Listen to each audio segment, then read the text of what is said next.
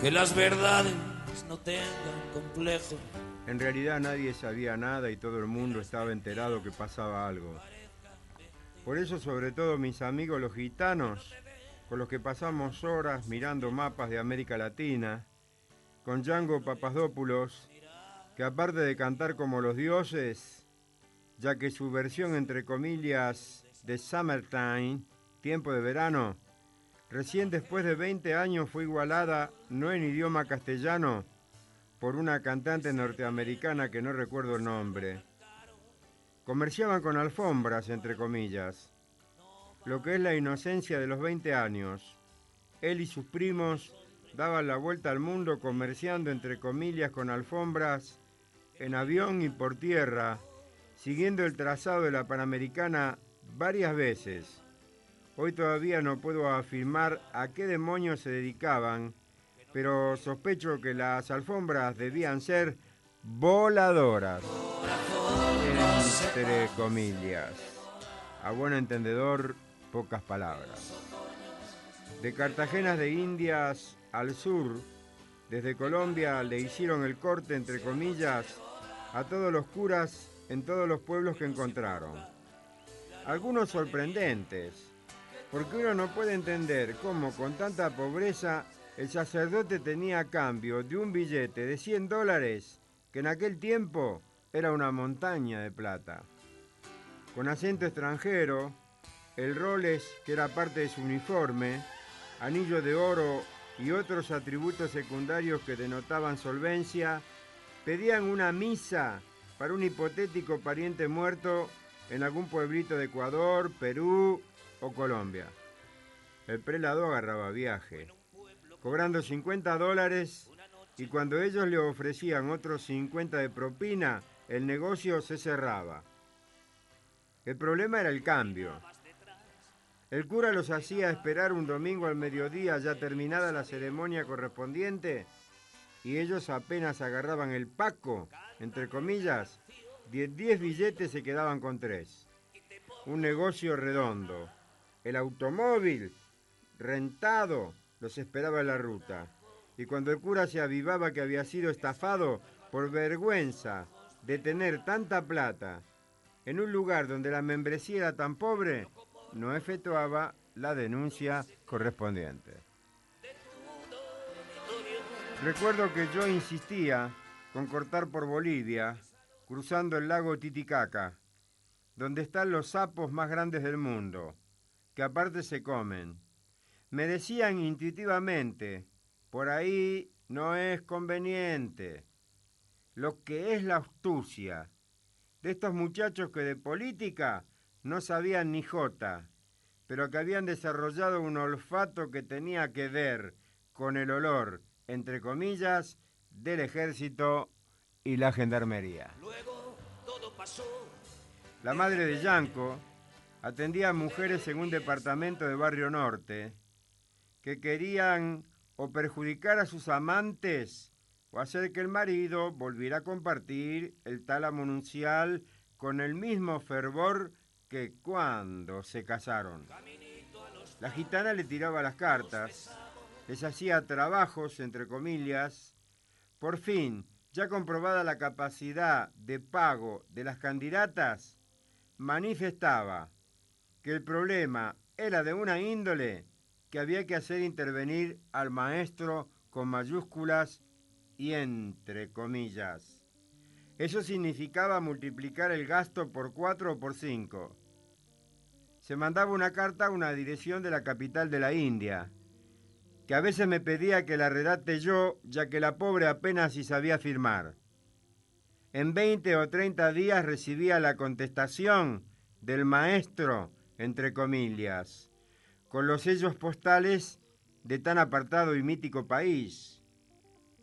Un simple papelito, porque su hijo y sus sobrinos, que se encontraban en esas latitudes, tampoco escribían mucho que digamos, con la indicación simple, precisa: tomar esto 3 veces por día.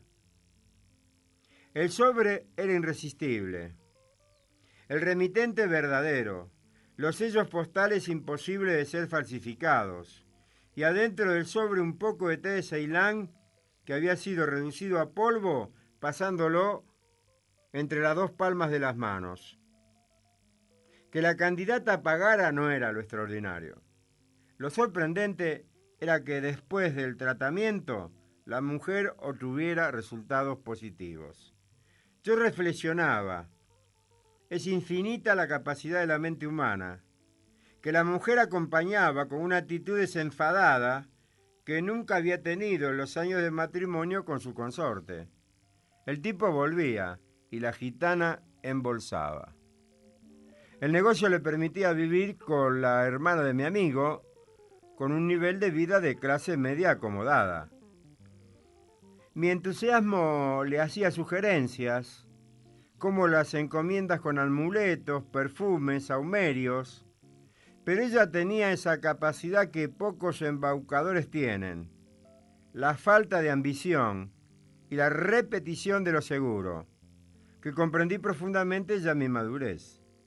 En Egipto, en Argelia, en Vietnam, al que en aquel tiempo le llamaba la víbora roja, cuando mi amigo Enrique los escuchó hablar de esa manera, sacó la conclusión de que estos viajan como valijas. Estaba equivocado, ya que las valijas no trafican con nada. Hay reuniones los viernes en la casa de Charles Torrefín Ponce de León, que con el tiempo va a ser secretario de José López Rega. De la misma participaba el Gordo Cáceres, Clara Fernández Moreno, la hija de Baldomero, el Gordo Fernández, que todavía no se llamaba Faz, entre comillas, en el idioma del imperio, Antonio Di Llorio, artista plástico de relevancia, que vivía amargado por el triunfo del Instituto Di Tella y sostenía con un vaso de vino toda la noche una larga e inacabada polémica con Marta Minujín, una de las olvidadas del instituto antes mencionado, entre paréntesis. En la mansión abandonada de la calle Arcos tocaron los más relevantes figuras de jazz argentino, pianistas como Juárez, el Gato Barbieri, el Mono Villegas y otros que merecían un profundo desprecio por el grupito de mis amigos, ya que una necesidad intelectual de compromiso real con la vida nos comenzaba a separar de ellos. A Mazzotta lo mencioné anteriormente, al pintor Bernini, a Drangos, a Eric, que se inclinaban peligrosamente por el grupo Espartaco, los dejé de ver cuando el cambio del 70 se aproximaba. Mariani, escritor y poeta que solía tratarme con mucha cortesía y me ayudó a tomar conciencia del rol del artista en una situación de cambio como la que se avecinaba. Al escritor Mariani lo desaparecieron. Algún otro culo roto, como Pedecelli, que hoy es un viejo cargado de mosca, no califica el nombrarlo, porque triunfaron como víctimas de la sociedad de consumo, y antes de la hecatombe, como Juan Carlos Cáceres, picaron a Francia y no se le volvió a ver la cola hasta después que Alfonsín fue presidente. El Gordo Cáceres era mi amigo. Hoy debe tener unos 72 años, de vez en cuando lo nombran por la radio y la tele. Nadie le pregunta por qué tocó el trombón para Francisco Franco y para la zorra de Pilar en El Pardo, porque se ganaba la vida chupando la cornamenta en El Pardo al gran cabrón, como dice la canción. En la calle Rivadavia, unos metros después que termina el Gran Parque, donde la gente en el 2000 hacía asambleas, tengo el estudio. Lo compartimos con 3 más. Y al final es mi mamá la que nos facilita el dinero para pagar el alquiler. Todo se pudre cuando Bernini, por hacer una broma, prende un cartucho de Gamesán y los vecinos, hartos de los gritos y de la música, piden que nos desalojen. Con Saubiré, apellido de la oligarquía si se quiere, que perdida la fortuna vive en el Palacio de los Patos, entre comillas, un edificio de cristal del barrio norte donde van a alquilar los que solo les quedó la heráldica. En un Citroën Cachuzo nos largamos a Villa Gesell, cuando la villa tenía veredas de madera y la calle era de conchilla. La mouche verte en francés o la mosca verde en castellano es un camping, donde en forma gratuita, porque allí toca el Gordo Cáceres por la noche bohemia de la villa, plantamos campamento. Jorge Sigüenza, que de apellido es Schwarzman, que en alemán quiere decir hombre negro, Juan Carlos Juárez, hijo maldito del sempiterno gobernador de Santiago del Estero, Coco, Barilati, cuyo padre es camarógrafo en Canal 7, y dos homosexuales de cierta edad que vienen a ablandar un coche recién comprado, último modelo, que como buenos trolos que son, no puede ser otro que un Kaiser Bergantin. Hay dos o tres más que no recuerdo el nombre, como Ratón, que va a terminar en una fábrica de vidrio como delegado 20 años después. Cuando uno escribe ahora, ¿cómo utiliza la palabra después? En la jirafa loca me van a pasar dos cosas que me marcarán la vida para siempre. Y solo tengo 20 años. Y la experiencia más trascendente es haber hecho la milicia en la Policía Federal Argentina. Se canta y se toca la guitarra.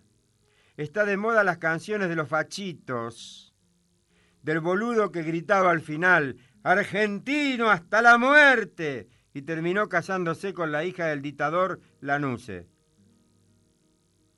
Nuestro grupo parece la Armada Brancaleone. A pantalón blanco con cinturón negro y mocasines del mismo color, con camisa celeste y peinado hacia atrás, aplastado y engominado, le oponemos camisa de trabajo, pantalón vaquero, barba entera, y a quien no le sale el pelo por delante, le sale el pelo por detrás, como a Jorge Sigüenza. Se compra un vino para 5, ya que sin consumición no hay sillas, y llegado el momento se pide la guitarra.